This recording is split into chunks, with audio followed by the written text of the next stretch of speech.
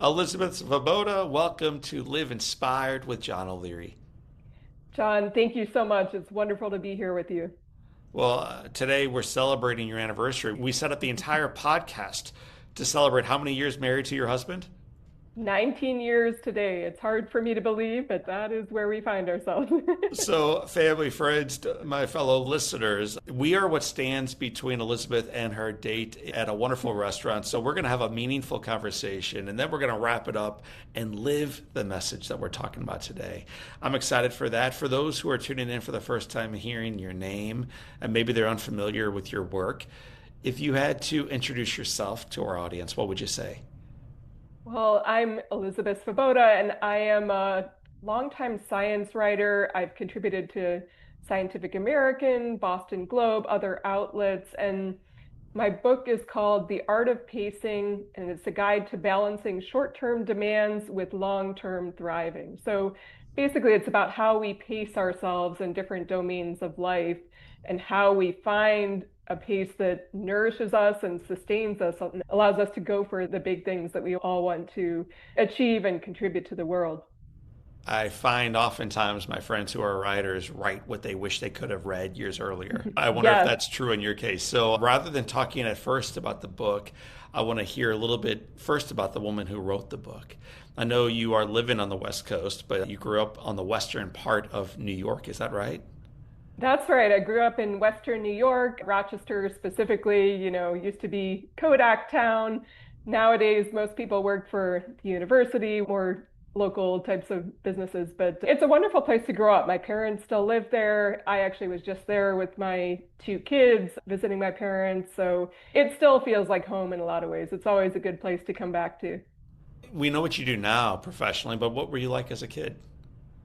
Oh man, I think I always had sort of this motor inside of me to communicate and to help other people understand themselves and the world better. I was definitely writing from the time I was about 6 years old. We were just starting to get computers in the classrooms then, and I would just type and type. And I don't know if the stories that I was writing really had like a beginning and middle and end, but they sure had a lot of pages. There was one that was like 20 pages long. The more I could talk about and write about and just convey what was on my mind to other people so that that could start a conversation. That's what I loved. And then that's what down the line I ultimately turned into my career. Communication and connecting in that way has always been at the heart of what I do.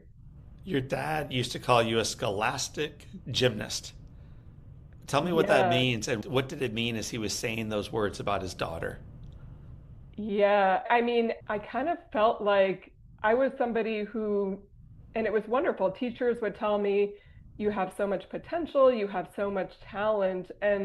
But I felt like in order to live up to their expectations of me, I had to do everything perfectly all the time. I was definitely a little bit of a perfectionist, maybe a lot of a perfectionist, and it wore on me over time. And as you alluded to, the sport of gymnastics, I was sort of obsessed with watching. At the time, it was like the 1992 Barcelona Olympics. We had these VHS tapes. It was like Kim Zmeskal and Shannon Miller.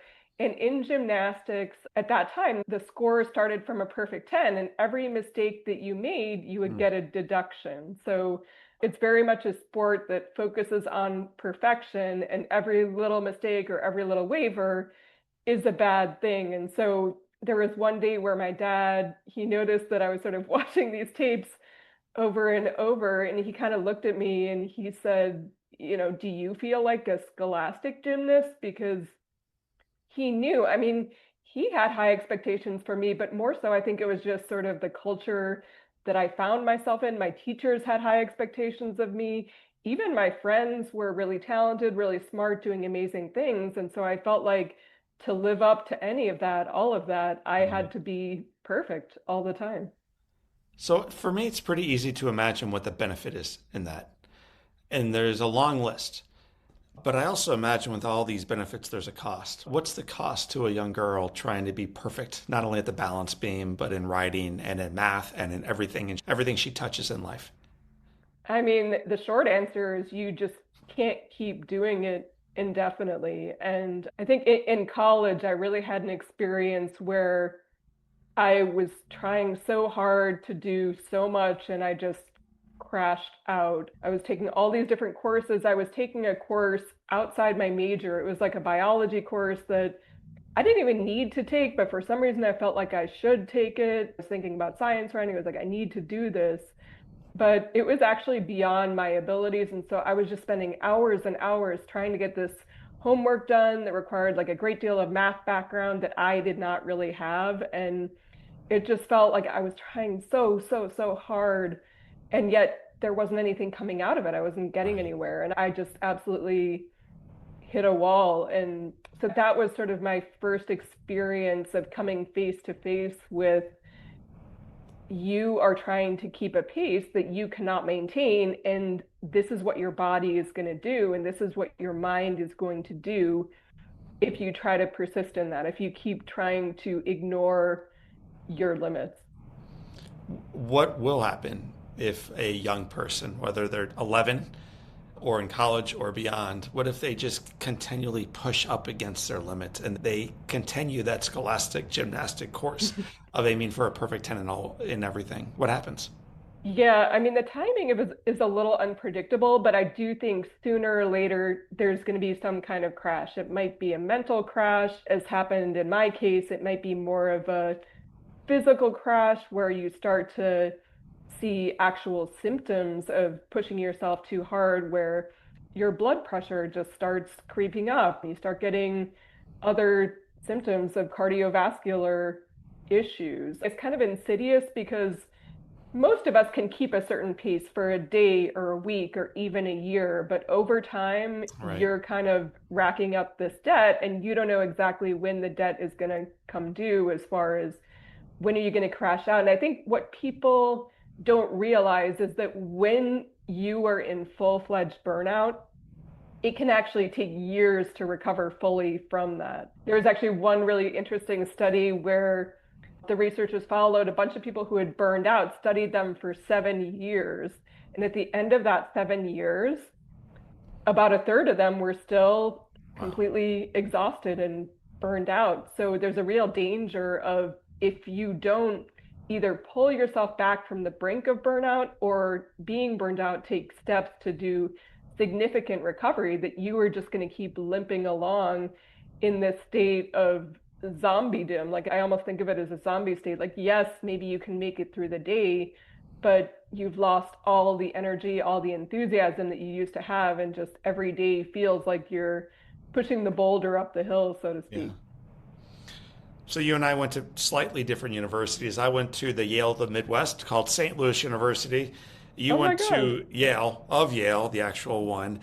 Hmm. And on my fraternity shirt for 4 years, we had our letters at the top, and underneath them, the words work hard, play hard. Hmm. And we did work sort of hard, but mostly we played hard. We had a wonderful group of guys, wonderful Yeah. fellowship, wonderful community. And Hmm. that, I think, kept all of our community from burnout and really even Yeah. from risk of it. Like we were there for each other and focused, I think, on the things that mattered most. I Yeah. would imagine For at sure. Yale, your measuring stick is slightly different. And you mentioned that Yeah. in this one class, I was already dealing with burnout and I was stressed all the time and doing hours of work and completely behind the eight ball. What Mhm. kept you going and what did you ultimately discover? Yeah. I mean, it took me a while to figure out, I guess, how to keep going. And I do think the friendships that I had and the connections that I had helped me out of it. Like once I reached a point with people where we could share with each other about the struggles that we were going through, because especially when you're like a freshman or a sophomore at Yale, you feel very much like a lone wolf and you feel like you are kind of competing with everybody else, and usually you feel like you're coming up short because everybody else is so smart and so amazing and doing so many things. But there's definitely this feeling of we're all just like these individual ships orbiting around each other, but not necessarily like making contact in a meaningful way because you don't want to show your vulnerability. But I think it was when I found people that I actually could open up to and they would do the same and start to see that a lot of people sort of felt the same way that I did. They felt alone. They felt like they were doing too much and Right. weren't sure the way forward. Like that was when I became anchored. And from that point on, I felt a lot more secure and a lot more motivated. Just like, yes, I can make this happen. And I'm going to give myself the grace. Like if I need to take a little breathing room here, a little breathing room there, it's not going to be the end of the world. You loved from a very young age journalism. You kind of saw yourself as an author from a very young age. And then you Definitely. stumble, I think it was more of a stumble, but you stumble into science journalism. Yeah. Why did you choose in a world that has so much blue water? Why science journalism? Yeah, I mean, there's definitely some randomness involved in it. My parents certainly inspired me. My dad is a retired vascular surgeon, and my mom is a biologist. And so, of course, we grew up with a lot of conversations in the home about science, about the importance of science, about how cool of a lens that is to understand the world. So, I always had that in the back of my mind, but it was when I did an internship at Britannica.com. So it was kind of the news site of the online Right. encyclopedia. It just so happened that I ended up working quite a bit with the science editor there, Paul Morledge, who was a wonderful mentor, unfortunately has now passed away. But I ended up working with him on a bunch of science stories. And I just found it so interesting to be able to hear from researchers about what they were doing, try to understand it and communicate it before the rest of the world really understood what was going on. And also to be a part of that understanding, communicating, okay, why does this finding matter not just to science, but to everyday people, to the whole world? And I just found that I had a knack for it and I really enjoyed it. And that sort of started me on that path. You've worked with some really good, big and well-known publications. Is there an early article that you were part of that you recognize, oh my gosh, I think I can actually do this? Like, look at this, like what I'm sharing with the world that is benefiting from this reporting. Oh man, yeah, there are quite a few. There was one early in my career that was a lot of fun where this was in the era where Discover magazine actually had a pretty significant budget to send writers out to do travel. So I got to travel out to Arizona and South Dakota to talk with amateur astronomers who were helping NASA, who were helping the big space programs to identify bodies in the sky that might not otherwise have been identified. So it's just a cool story of how amateurs with a good telescope could make a real contribution to science. And you could just see how excited they were about making these contributions and being a small part of this bigger story. And yeah, I was just so excited by being able to communicate that and this idea of citizen science that all of us can be involved in this amazing process that is beyond all of us, but all of us can play our part and add our verse to the poem. Before you head off to Yale and before you even stepped into high school, you were also enthralled by heroes. Mm. What drew you into that? What was your first attraction into heroes, into those who step up and make a difference for others? I mean, I was kind of a weird child and teenager. I read a lot of history. Specifically, I read a lot of World War II history. I think before the time I graduated from high school, I had probably read about every book on World War II and the Holocaust that it was possible to read. And one thing that really struck me, I think, in all of that and paging through all of that and wrapping my mind around how something like that could have happened is there were people that were sort of bystanders that watched what was happening to the Jewish people and didn't do anything to intervene. Yeah. But then there were also these amazing rescuers who took people into their homes for years on end, who, under penalty of death at times, would feed people who were in hiding so that they wouldn't get arrested, so that they wouldn't get sent to the concentration camps. And I just had a lot of questions about what makes the difference between the bystanders and the rescuers. What is it in somebody that makes them a hero or that makes them maybe, on the other hand, shrink back at the moment that they most need to act? I think as most of us look in the mirror and reflect on the story you're talking about and think about the stories unfolding and will unfold in the future, we know we're the ones that would step forward. We would for Mhm. sure hide Anne Frank and the entire family. And yet the Yeah. reality is it's just not the case. Most of us Hmm. shut the front door and most of us say, I'm sorry, it's not my problem. And most of us say we have our own children and we have limited Hmm. food and rations. Yeah. So what was the difference between those who decided to step up and truly at least strive to change the world for the one versus the Mhm. majority who decided instead to shut their door and not do anything?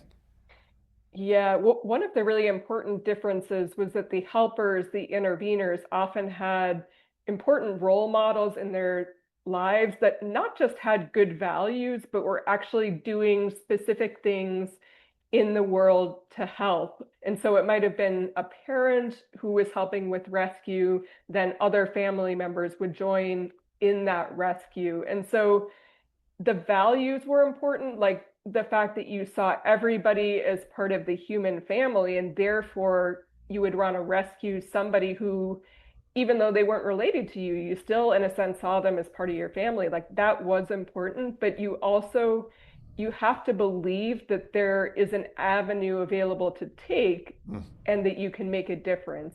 And that I think is what often makes the difference. There's so many people out there that have good values, amazing values, but sometimes what makes the difference, just do a little bit of research. Like, I know I want to help these people. Okay, what are the pathways that I can take? Who are the people in my community who are making a difference? Can I join their effort? Can I do something to complement what they're doing? Can I start something new? So it's important to get really specific and bring those values down from on high into the realm of action. Mm. Your first book was sort of focused and pointed toward this. It's called What Hmm. Makes a Hero: The Surprising Science of Selflessness. That's right. Yeah. So, without reading for us the entire book, what is the surprising science of selflessness? Tell me about it. Well, I think part of it is that we all have the capacity to do heroic things in our own lives. And it might not be the kind of newspaper headline making things. I think sometimes we read those headlines or we read those news stories that are so, almost superhuman feats of rescue. And we all think, well, I can't really put myself in that category. Or like there's this whole superhero story. We worship these stories about people who really do have superhuman capacities. And we think, well, I'm just an ordinary person. I don't have that in me. But I really wanted to remind people that we all do have that capacity, and we can, in fact, learn skills to bring that capacity to life in the moment that we most need to do that. And we can even rehearse for the difficult situations that we might find ourselves in, such as if you have to stand up for somebody at work who's being bullied or being marginalized. Like, and these are uncomfortable scenarios. Right. And part of heroic behavior, just like everyday heroic behavior, is being willing to endure that kind of discomfort in order to stand behind the values that are so important to you. Well, I was going to ask you, are you born into it or is it developed? And it sounds like you're saying the answer is a little yes. It's a little bit of something you're born Yeah, I to. mean, there's a little bit of both. Like, we all have sort of that nurturing in our DNA, that desire to help, but it has to be developed. It has to be brought out. I almost think of it as like a musical talent where you need to hone it. You need to really think about what are the ways that I can make a difference or that I can be a practical helper in my everyday life, and then finding ways to carry that out, to become accustomed to that, to become habituated to that, so Right. that when you're not helping, it feels like something is wrong. And I think that the more we can all try to get ourselves into that place, the more unified we're going to be and the better off we're going to be as a society. One final question around that book and the research around it. What is one thing we can do specifically to cultivate that hero heart, that desire to, whether we're wearing a cape or we're wearing a uniform, to just make a difference for the one in front of us?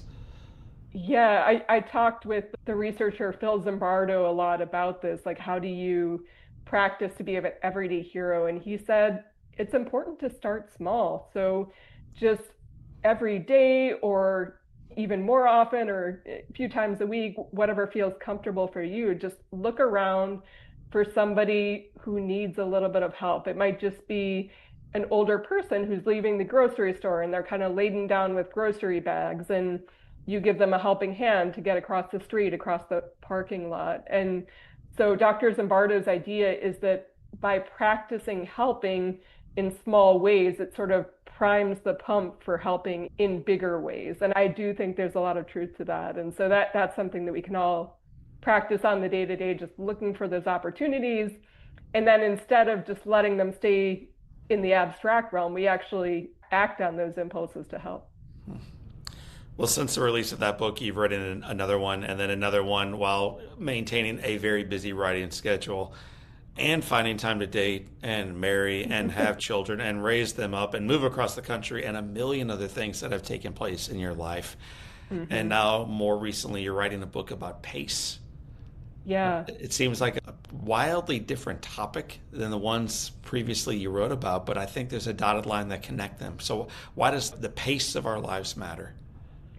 Yeah, I think they're actually connected in a more fundamental way than people might realize. In these heroic moments, what comes before the action is often the pause in the decision. And it can be, just a few seconds. It doesn't have to be a long pause, but the decision that even though it's tough, I'm going to act in a way that reflects my values. I'm going to act in a way that I can be proud of years down the line and maybe even tell my grandkids about. Those pauses are necessary. And just in a broader sense, I think that more of us need to build those thoughtful pauses, both short and long, into our lives. And I learned so much I actually, while researching this book, I got to spend some time over in France. And I'm not sure if you've heard about this, but basically in France, the entire population takes either the month of July or the month of August off from work. So they'll take like a month-long vacation.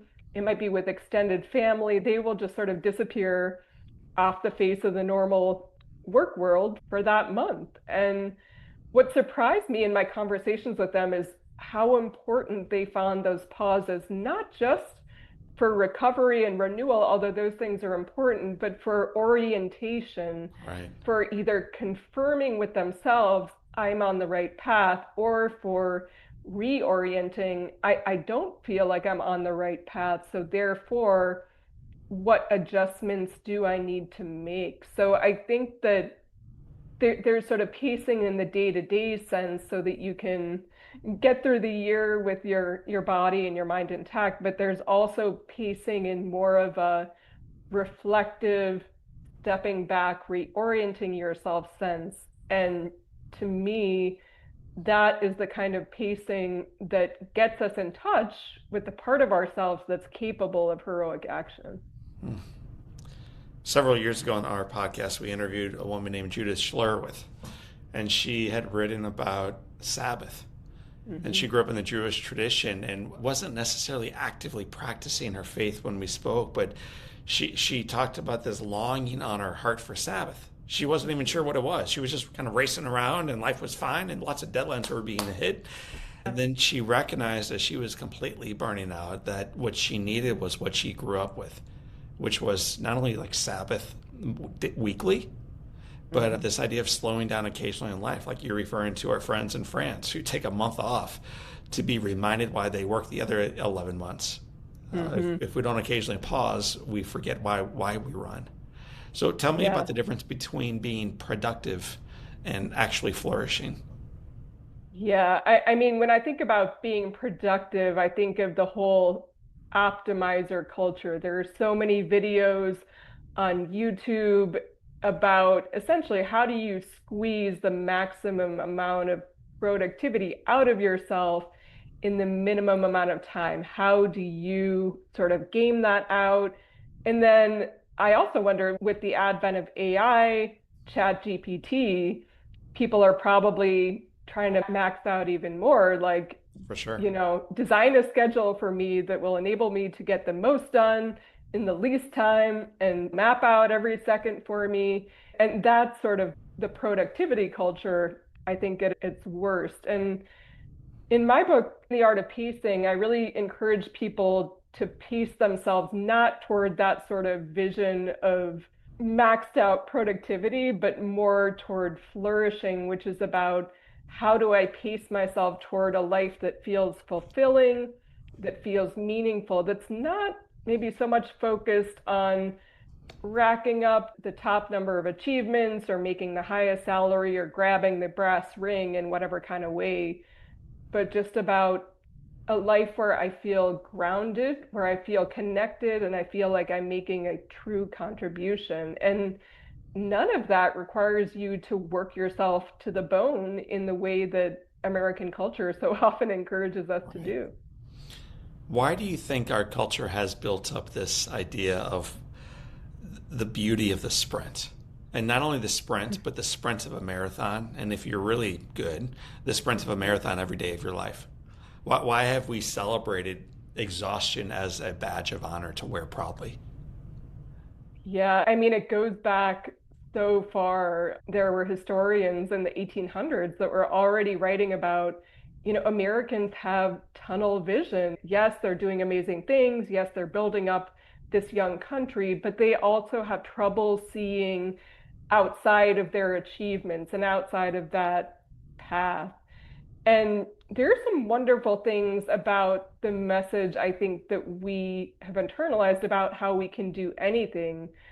It's led many of us to great heights, but I think what happens is that sometimes we reach those great heights, or we're so invested in pursuing those great heights, and we find that we're really dreading getting through each day because the sacrifices that we have to make in order to Interesting.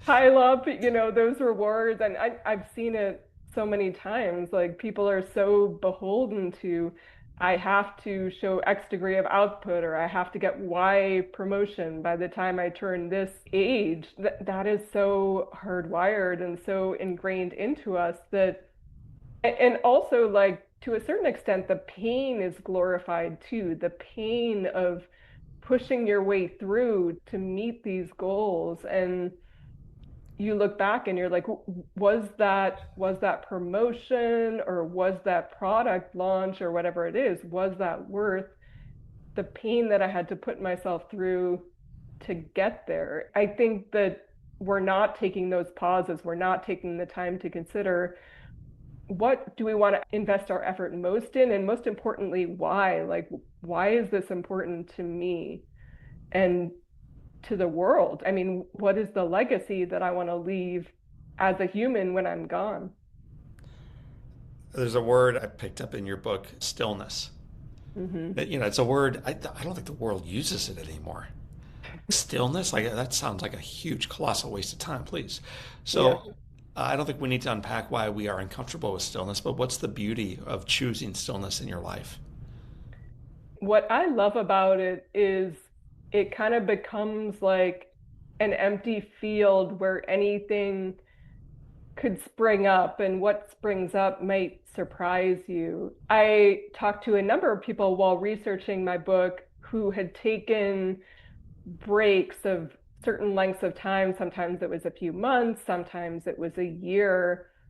And they tended to talk about the significance of having just this open plane, enough room for thought, like the kind of deeper thinking and consideration that they just hadn't had time or energy to do on a day-to-day basis. And that the thinking that they did during that stillness ended up determining their direction for years or even decades after that. And I think that when we neglect that stillness, when we're not making those spaces to do that kind of thinking, we really are shortchanging ourselves in the long run, because we're not kind of propelling ourselves along the path that actually would be the most fulfilling and would be the most generative in the long run. So we have listeners tuning in to our conversation from all over the world, including our beautiful friends in France. But many of our listeners are tuning in from a place where they do not get a month off in the summertime. Mm-hmm. And so they are working, and they've got the bills to pay and children to get dropped off and challenges galore and aging Mm-hmm. parents and diapers at home and a million things.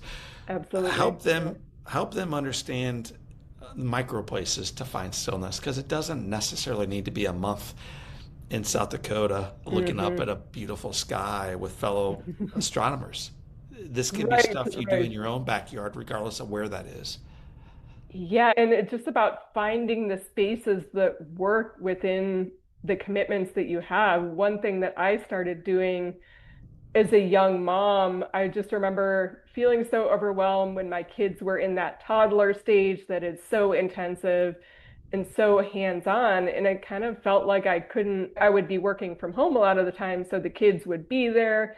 Sometimes the babysitter would be there too, but also the kids would be there. And so I wouldn't go 20 minutes thinking before there was another interruption, And I was just like, it almost felt like I needed to grab some stillness. And it wasn't a good time in my life to go on retreat or to quit work or anything like that. So I started having some conversations with my husband, and we worked out a plan where I would go to a local hotel. We had this one credit card that had travel points, so I would use my points to book a hotel room, and then I would just have 24 hours. I would pick a place where I could check in on the early side and leave on maybe a little bit of the later side the next day. And I would just use that time for that deeper reflection.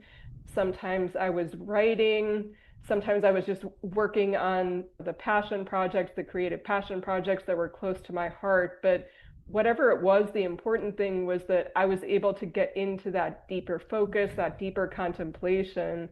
And it was just the first time I did it, it was just so energizing, like beyond what I had expected. And I came back feeling like, yeah, I can take on the rest of the week now. I can do this. And it took going back to that well, but 24 hours can make a real difference. So Sure. if you're not in a situation like I'm not really in a situation right now where I feel like I can take a month off or take a longer period of time off, but almost anybody, like if it, through enough planning and almost anybody can take 24 hours, and it doesn't even have to be a hotel either. It can be like a bedroom at a friend's house, but someplace that's away. It does make a difference to be away from the scene of your domestic chores, of your childcare, like all that sort of cruft that collects around the edges of our lives. Getting away from that somewhere is what opens up the space for this deeper thinking, this contemplation, getting back in touch with yourself. You've done a ton of writing around stress. Yeah. What have been some things that have really surprised you about the effect of stress on the human mind, on our decisions, on our life? Yeah, I mean, one thing that I have learned firsthand is that when I am in a stressed out state and I don't do things to address that state, whether it's calming myself before I get into a conversation or before I make my next decision, like when you are in that frazzled state of like fight or flight, your stress hormones are running, your cortisol is probably through the roof for those of you who are interested in like all this hormonal tracking and stuff. When you're in that state, you are not going to make decisions that serve you in the long run. You might end up getting in an argument with somebody that you then spend the next week or the next month trying to clean up the damage from that argument. You might make a rash decision at work that leads you to having to scramble around to clean up after that decision. And so I think the way I've started to see it as one important element to pacing is before you make the next decision, get your body into a calmer state, because when your body is in a calmer state, your mind is going to work better. And there's a whole bunch of science behind this too, that when our nervous systems are calmer, we are more effective cognitively. We are actually able to use our thinking capacity in a fuller sense. So I think some people think, well, I'll just try to get through, not worry about my body. No, you have to tend to your body, get that nervous system into a calmer state before you make the next decision. So I'm thinking about some friends who live in stress. And I'm thinking about saying to them, you need to get your body in a calmer state and you'll be so much. And I'm thinking about how they react and it scares me. Oh So my gosh, yeah. tell me, like, when you're looking at a friend, or maybe you're looking at the mirror and that person Hmm. needs to hear this advice, how do I get my body in a calmer state when my life is chaotic and it's out of sorts and I have zero control? That's why I've got to run. Yeah, I mean, first off, I should say I'm pretty bad at things like meditating. A lot of people will tell you you need to meditate for like half an hour to get yourself into the state. But when I try to do that, it's just hard for me to get into that mental state or even get into a quiet room where I can, I just kind of don't do very well. I know some people are really good at meditating, but it's not my thing. But there are forms of mindfulness that you can do more alongside other things that are going on in your life.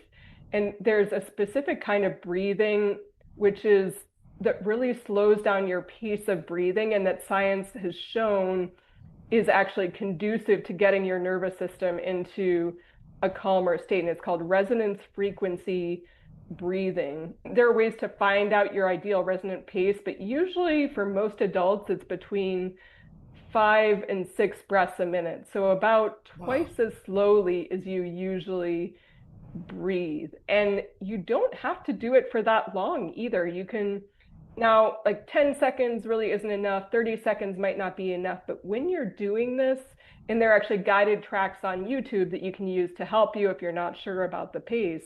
But when you do this kind of breathing for, say, 2 minutes, 5 minutes, I can almost guarantee you that you will feel this knot of stress inside you start to loosen up. And the nice thing about it too is you can kind of titrate it. Like you can keep doing the breathing for the number of minutes until you actually feel like, okay, I'm feeling more grounded now. I'm feeling more focused. I'm in a better state to make my next decision. And so I would just recommend to everybody to give that a try. Resonant frequency breathing, and there's all this science, there are all these papers on it, and I waded through all of them on the way to writing my book. But I also, it's probably one of the pacing tactics that I use most frequently because I do it almost every day just to start off my morning. And then also when a curveball hits, like when something really stressful happens, I just use it to dial me down from that state. And then once I'm feeling more grounded, I ask myself, okay, what's the next choice here? What's the best thing that I can do in this situation? And I just find that the answers are a lot more meaningful and likely to be effective Yeah. once I'm in that grounded state. It sounds so weak, kind of, to like focus on your breath. And I know, it sounds yeah, so I ineffective. know. And yet, in our office, from time to time, we'll do this before a big meeting begins. Hmm. And what sounds so useless and not helpful to actually be effective is the very thing Yeah. that changes the temperature in the room because it changes the temperature within each individual. So the Hmm. advice is there's wisdom there, and so that's something you've started to do to become a little bit less stressful and a little bit more effective and to be in the proper pace. What's Hmm. something that you stopped doing? Yeah, that's a tougher one. Let me think. I think I stopped getting into these thought loops. Like what I tended to do, like when I had a problem, I would just sort of obsess over how can I fix this? How can I make this go away? And that would just be running through my mind all day and getting in the way of anything else that I tried to do. And I had a really wise therapist. And basically, the gist that she got across to me was you have to learn to sit in things not being okay for a little while. Like you are doing so much frantic fixing that it is using up all your energy. So she said, just try it out. Just try to get used to this idea of, maybe things suck right now, things don't feel okay. And like, all right, things don't feel okay, but we're going to keep going. And I think just letting myself be okay with Yeah. not being okay. I know it sounds like a contradiction in terms, but it helped me. It conserved the energy that I was using before and doing all this flailing, all this like, I've got to solve this problem like yesterday. And I'm not saying I wasn't doing any problem solving, but I wasn't doing the same like fling myself against a wall or be like the fly flinging myself at the side of the jar over and over again. Sometimes there are things that happen and there are things that come up that are very difficult. And it actually can be really healing to admit to yourself, this is not good. This is really tough. And I'm just going to grieve a little bit right now. I'm going to move through this and I'm going to acknowledge what's happening instead of trying to push it away. In knowing now your story and reading some of your books, it seems like much of your work focuses on contribution, Mm-hmm. like really becoming the best version of yourself by focusing on others. And kind of a weird Yeah. paradox. Why is serving others so important to an abundant, effective, beautiful life? I mean, it's so interesting. There's been all this great research on how the more we focus on others or on making a contribution in the community, we actually live longer, we actually have better cardiovascular health. So it's sort of a win-win thing where, to a certain extent, like the more we contribute, the more we ourselves thrive. And even things like if you were a member of Alcoholics Anonymous and you become somebody's sponsor, you are probably going to be in better mental health than if you were not serving someone else in your community that way. And so I think it really is true that what we put out there in terms of contribution, it's going to come back to us, tenfold, a hundredfold in ways that we don't expect. I think it's a balance. Sometimes when we get so much joy and so much fulfillment out of serving, it's possible to push yourself too hard in Right. that. And so I think you need to have a little bit of healthy selfishness where you are making sure that you get the rest and you get those spaces of stillness that you need so that when you do go out to help, you do go out into the community, you feel like your tank is full instead of trying to serve others from an empty vessel.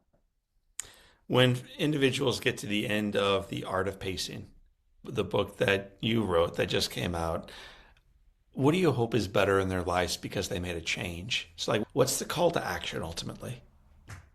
Yeah, I think that focusing on streamlining in order that you can contribute more effectively to what matters most to you. So pacing can sometimes be about slowing down, but it's also so much about paring back what doesn't serve you so that you can use your finite reserves of energy to actually contribute more to what is closest to your heart and what matters most to the world, whatever that is for you. And so sometimes I think people think pacing is just about slowing down, dialing back, and to a certain extent it is, but it's because you dial back in some areas that you're able to dial forward in these other areas that are more likely to bring you fulfillment and more likely to make the world a better place. So I hope that in reading this book, people are able to streamline in ways that bring them closer to exerting more effort toward their purpose and then less toward the things that are in the periphery and that don't matter quite as much. So, you've done so much research. This will be the final question before we shift into what's called the Live Inspired Seven. So much research, so much neuroscience understanding around this work, and you've unpacked it in several different books. You've also become a bit of an amateur historian on Mm-hmm. heroes, and in particular, the Holocaust, and those who stepped forward and those who chose not to. Many people Mm-hmm. these days are echoing what they're hearing from the media, that it's never been worse, that it's Mm-hmm. never been so divided, that there's never Yeah. been so much cynicism, there's never been so much reason to not have hope that tomorrow will be better. For those of Mm-hmm. us who are beginning to believe that signal in our lives, what encouragement would you offer us? I mean, I would say that when I look out there today, I see heroes in our communities that are doing the best they can for others right now. I actually interviewed a lawyer who is helping people who were unjustly arrested to get themselves representation and get themselves freed if they're in detention unjustly. So if you look out there, there are people that are doing this work. There are people who are really committed to justice and living that out in ways in their everyday lives that inspire all of us. And so you might think that heroes are just out there in history or, there aren't rescuers today. They were just back in the 1940s. No, I mean, I always come back to that Mr. Rogers line, look for the helpers. They are out there. And I would say find them, go out into your community and find them and spend as much time with them as you can, because it's true that the people you spend the most time with are the ones who rub off on you. And I have friends in my community that are doing so much to serve people who were born disadvantaged, help them get an education, help them get to a place where they can make the kind of contribution they want to make. And so, yeah, find those people and hold to them with both hands. Yeah. And I will add, as we shift into the Live Inspired 7, and as you party with these people for long enough, in addition to hanging and partying and just thanking them, why not strive to become them? Yes. You find as you unpack the DNA of heroes that there's actually nothing exceptional about them, other than the fact that when everybody else was making excuses or cursing the rising water, that they were doing something about it, not only for themselves, but for others. So, my Right. friends, we wrap up every conversation with our guests here on the Live Inspired podcast with 7 questions. Elizabeth, you're capable of answering these. Get ready, buckle up. Here we go. Question All number right. 1. You've read a lot, but here we go. What's been the most impactful book you've ever read?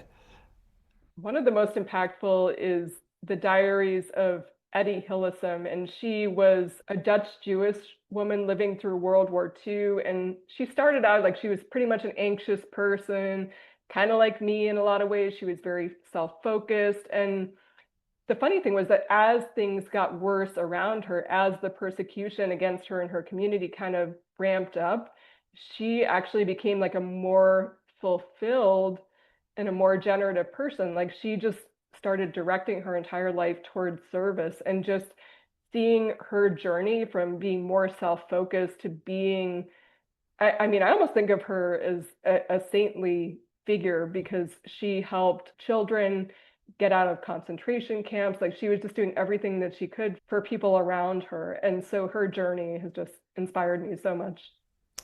What is one positive characteristic or one beautiful trait that you possess as a little girl growing up outside of Rochester, New York, that you wish you exhibited as brilliantly today?